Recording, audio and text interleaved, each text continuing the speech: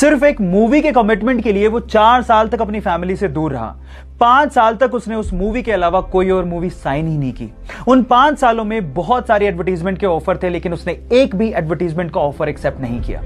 हालात ये थे कि 5 सालों में वो बैंकरप्ट हो गया था। बहुत सारे एडवर्टीजमेंट वाले उसे एडवांस में पैसा देने को तैयार थे।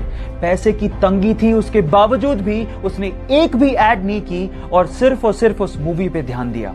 फाइनली वो मूवी हिंदुस्तान के इतिहास की सबसे बड़ी ब्लॉकबस्टर साबित हुई। 2000 करोड़ का बिजनेस करके उसने सबको चौंका दिया। गलत किया देवसेना, औरत पर हाथ डालने वाले की उंगलियां नहीं काटते हैं उसका गला। Yes, I am talking about Baahubali और स्टार एक्टर का नाम है प्रभास। सो गाइज, सीखने लायक ये है, if you are committed towards anything you will be successful one day. अपने ड्रग के एडिक्शन की वजह से उसे बहुत बार जेल जाना पड़ा।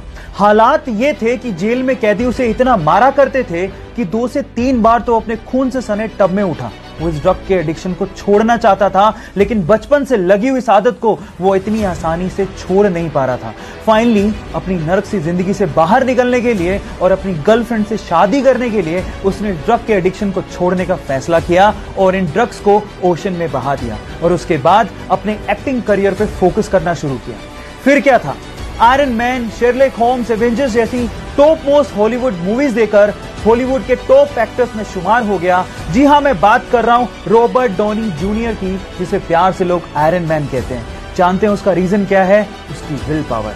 सो गाइज, अगर लाइफ में आपकी विल पावर बहुत स्ट्रॉन्ग है तो आप कुछ भी अचीव कर सकते हो, ये याद रखना। एक एटेक स्टार्टअप कंपनी को नया इन्वेस्टर मिल गया था। उन्हें फंडिंग मिलने वाली थी।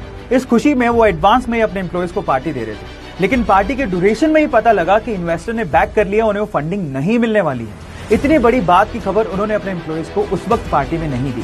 पांव के नीचे से जमीन खिसक गई थी, लेकिन फाउंडर्स ने हार नहीं मानी।